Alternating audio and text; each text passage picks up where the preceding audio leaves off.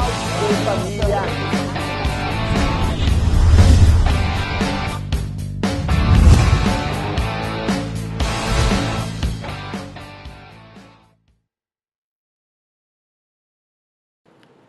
Muito bem, continuando aqui na nossa análise, vou trazer uma decisão aqui do Supremo sobre esses instrumentos diretos de exercício da soberania popular. Lembrando que a iniciativa popular, o referendo, o plebiscito, além de previsão constitucional, eles são detalhados em lei, Lei 9709 de 98. Beleza? Joga aqui na tela comigo, olha o que o Supremo decidiu. Na ação direta de inconstitucionalidade número 4543, a exigência legal do voto impresso no processo de votação, contendo número de identificação associado à assinatura digital do eleitor, vulnera o segredo do voto. Ora, o voto nós vimos, é secreto, garantia constitucional expressa. E é uma cláusula pétrea, hein?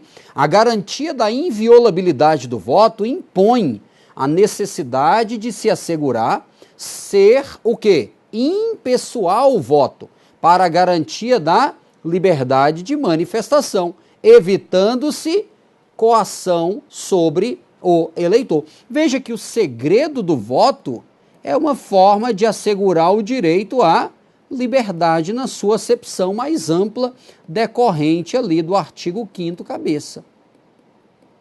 A liberdade do voto, de ninguém saber em quem a pessoa vai votar, só ela e a urna.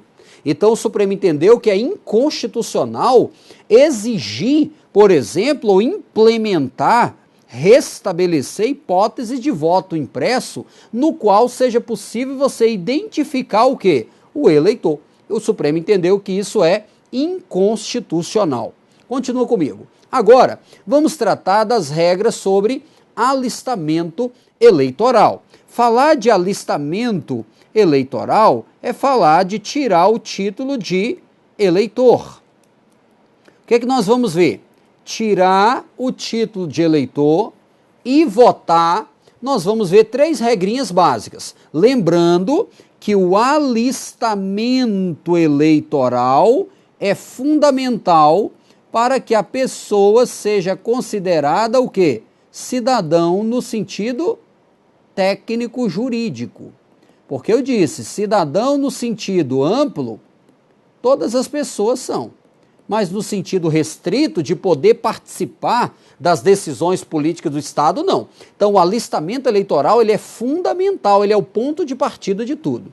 Existem 3 regrinhas básicas sobre alistamento eleitoral e o voto.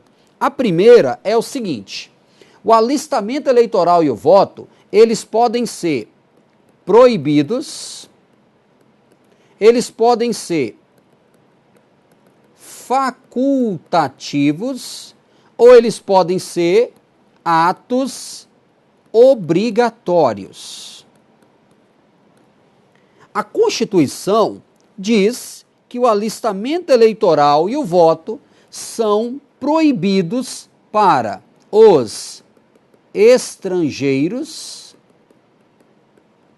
e para os conscritos. Quem são os conscritos? Aqueles que estão prestando serviço militar obrigatório. A Constituição vai chamá-los de inalistáveis. Inalistáveis são aqueles que não vão tirar o título de eleitor. Vale destacar que o TSE entende que se o conscrito já tiver título de eleitor quando ele for convocado para prestar o serviço militar, o conscrito não vai votar. Então, quando a Constituição proíbe o próprio alistamento, consequentemente ela quer proibir também o quê? O voto. Então, estão impedidos de se alistar e votar quem? O estrangeiro e o conscrito. Vamos chamá-los de inalistáveis. Isso está no artigo 14, parágrafo 2º do texto constitucional. A Constituição, além do proibido, ela fala do facultativo. O facultativo é aquele que pode tirar o título ou não, votar ou não. Quem são os facultativos? Analfabeto, o que tem mais de 70 anos e aquele que tenha mais de 16 e menos de 18 anos. Então, esses três, eles podem, uma dessas três, tirar o título e votar, eles podem tirar o título e decidir não votar, e eles podem decidir o quê? Não tirar o título. Qual é a consequência? Também não vota. Tudo isso está válido. Beleza? Facultativo para analfabetos maiores de 70 anos e aquele que tem mais de 16 e menos de 18. Vale destacar o seguinte, veja, a partir dos 16 anos, a pessoa já pode tirar o título de eleitor e se tornar cidadão. Mas o TSE tem permitido que quem tem menos de 16 no ano da eleição possa tirar o título se até a data da eleição ele já tiver completado os 16 anos. Então fica atento com isso. Quem são os facultativos? O analfabeto, o que tem mais de 70 anos e aquele que tem mais de 16 e menos de 18. O TSE entende que, no ano da eleição, aquele que possua menos de 16 anos poderá tirar o título se ele, até a data da eleição, já tiver completado os 16 anos, inclusive no dia da eleição. Então ele diz, por exemplo, um jovem com 15 anos de idade, ele pode tirar o título se até a data da eleição ele já tiver completado os 16 anos. Então vai emitir o título de eleitor, mas esse título de eleitor somente vai surtir efeitos jurídicos após o adimplemento da condição, ou seja, quando ele completar 16 anos de idade. Tudo bem? Legal? Volta aqui na tela comigo. Falamos do proibido, falamos do facultativo, agora nós vamos para o obrigatório. O obrigatório nós podemos dizer que tem caráter residual. Como assim residual? Aquele que não estiver nem no proibido, nem no facultativo, ele cai no voto obrigatório, no alistamento e voto obrigatório. Vamos lá? Olha só. Aqui eu vou começar com brasileiro. Por quê? Porque se for estrangeiro, é proibido. Brasileiro, não conscrito. Por quê? Porque se for conscrito, é proibido. Além disso, o que nós temos? Nós temos que ele é, aqui ó, alfabetizado. Por quê? Porque se for analfabeto, é facultativo e que tenha de 18 até 70 anos de idade. Por quê? Menos de 18 é,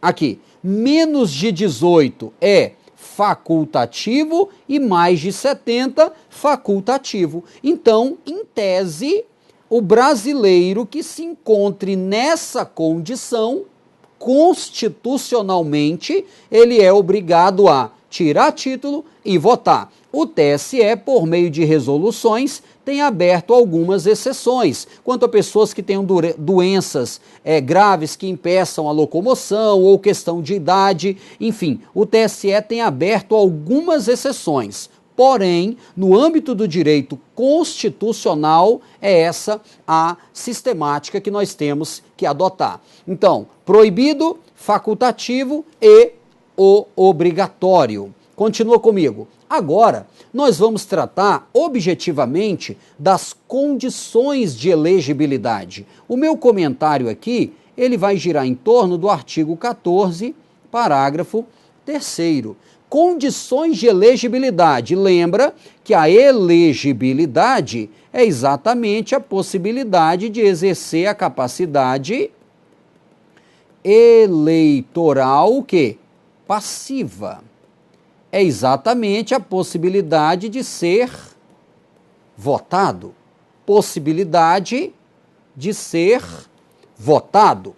A Constituição Federal, ela vai estabelecer algumas condições de elegibilidade, as quais serão detalhadas na forma da lei. E aí existe a lei das eleições, existe o Código Eleitoral. Quais são as condições de elegibilidade? Vamos analisar o artigo 14, parágrafo 3º. Nós já vimos, por exemplo, que o estrangeiro é inalistável. A Constituição, como primeira condição de elegibilidade, a Constituição traz exatamente a nacionalidade brasileira. Por quê? Porque nós vimos que o estrangeiro, em regra, não tem direitos políticos no Brasil. Tem alguma exceção? Tem. Se você pega, por exemplo, o artigo 12, parágrafo 1º, ele vai trazer aquela exceção do português. Aí o Estatuto de Igualdade entre Brasil e Portugal permite que, se o português residir no Brasil há mais de 3 anos, permite que ele tente adquirir direitos políticos no Brasil. Então, nacionalidade brasileira. Vale destacar que a regra é que aqui pode ser brasileiro nato ou naturalizado para concorrer. Para concorrer, o cara não tem que ser brasileiro nato. O único cargo de eleição direta que tem que ser brasileiro nato é o quê? Presidente e vice da República. Eu falei de eleição direta, tudo bem? Não eleição ampla. Por quê? Presidente da Câmara é brasileiro nato, mas é eleito somente dentro da Câmara. O presidente do Senado é brasileiro nato, mas é eleito somente dentro do Senado. Então, para ser presidente da República, eleição direta tem que ser brasileiro o quê? Nato, né? Brasileiro nato ou naturalizado é a regra, mas para presidente da República e vice, necessariamente tem que ser brasileiro nato. Além da nacionalidade brasileira, nós temos o quê? O pleno exercício dos direitos políticos. Pleno exercício. Eu vou até mudar de ordem aqui. Eu vou colocar assim, o alistamento eleitoral. Por quê? É por meio do alistamento que a gente vai se tornar o quê? Cidadão no sentido estrito. E quem não pode votar, não pode ser votado. Para eu falar de exercício de direitos políticos, eu tenho que primeiro ter o alistamento eleitoral. Quem não pode votar, não pode ser votado. Então, vamos colocar também pleno exercício dos direitos políticos. Aqui, essa disposição vai ao encontro, por exemplo, do artigo 15. Quer dizer que eu não posso estar com direito político nem perdido, nem suspenso. Falaremos do artigo 15 um pouco mais à frente. A Constituição Federal também exige o domicílio eleitoral na circunscrição. Domicílio eleitoral é mais amplo do que o domicílio de residência. O domicílio eleitoral é mais amplo que o de residência. É perfeitamente possível que uma pessoa resida em um local e tenha domicílio eleitoral em outro. Porque a pessoa reside em um estado, mas ela tem um comércio em outro estado. Esse outro estado no qual ela tem um comércio, ela pode utilizá-lo como domicílio eleitoral. Aí ela registra o título de eleitor lá naquele local, onde ela tem um vínculo relacionado à família, a um comércio, enfim. Então o domicílio eleitoral é mais amplo do que o domicílio de residência. Vamos continuar. O que mais que a Constituição traz? Ela traz também a necessidade de filiação partidária. A filiação partidária impede a chamada candidatura avulsa ou autônoma. Impede a candidatura avulsa, ou alguns chamam de independente, outros chamam de autônoma. Ou seja, candidatura sem estar registrado por partido político. Em virtude dessa regra, o Supremo e o TSE têm entendido que o mandato pertence a quem? Ao partido. Então, se o cara é eleito por um partido e sem justa causa muda de partido, ele pode perder o mandato. Ele pode perder o mandato. Beleza? Então, aqui eu tenho filiação partidária. Ainda dentro das condições de elegibilidade, existem as idades mínimas.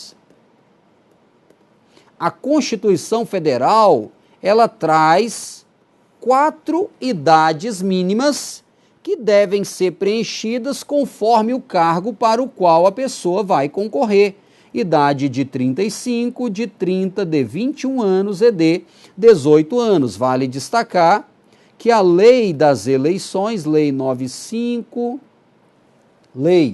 9504 de 1997, no artigo 11, parágrafo 2º, diz que essa condição vai ser apurada no ato da posse.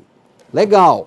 Olha só, se nós pensarmos aqui nas idades mínimas, vamos imaginar apenas didaticamente falando. Se a gente pensar no legislativo e no executivo, e aqui eu colocar, por exemplo, vereador, deputado e senador. Do outro lado eu colocar presidente da República, governador e prefeito. Apenas didaticamente falando, se nós formos colocar esses candidatos nas idades correspondentes, bora começar com o legislativo. Volto a dizer, apenas didaticamente falando. Qual é a idade mais fraquinha? 18 anos. Qual é a idade mais top?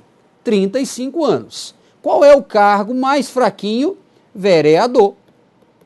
Eu disse apenas didaticamente falando, sem qualquer discriminação, beleza?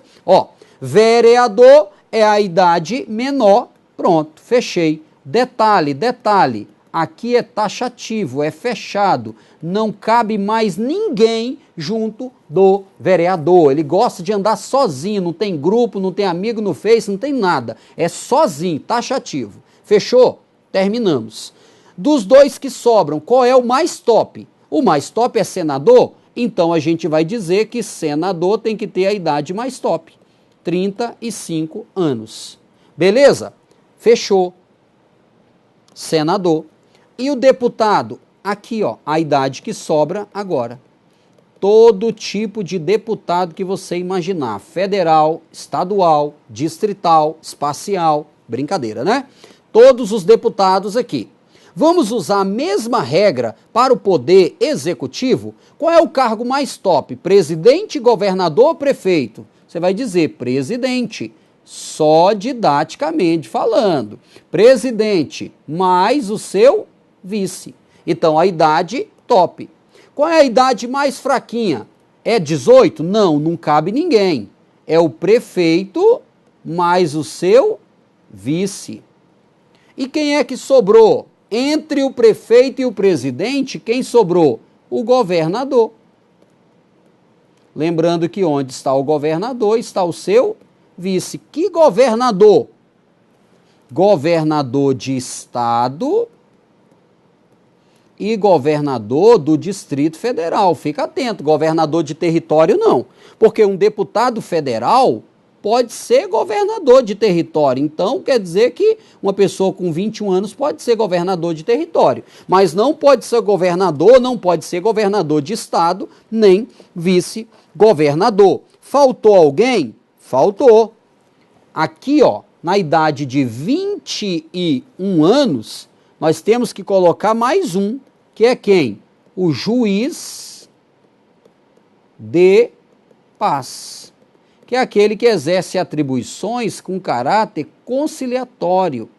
Está lá no artigo 98, inciso 2, ó. Artigo 98, inciso 2. A Constituição diz que esse cara vai ser eleito pelo voto direto, universal e secreto para mandato de 4 anos e tem competência para celebrar casamento, verificar habilitação e tal. Então, essas são as idades mínimas para que a pessoa possa concorrer. 35 para presidente e vice-senador, 30 para governador de estado e do DF, 21 anos para deputado, lembrando, deputado federal, estadual, distrital, prefeito, vice e juiz de paz, e 18 anos para vereador. Então, a menor idade para concorrer é a idade de vereador. A leitura obrigatória aqui vai ser, eu já coloquei, né? Mas repetindo, 14, parágrafo 3º do texto constitucional. Beleza? Vamos então fechar por aqui. Na próxima aula continuamos com essa temática. Um grande abraço. Valeu!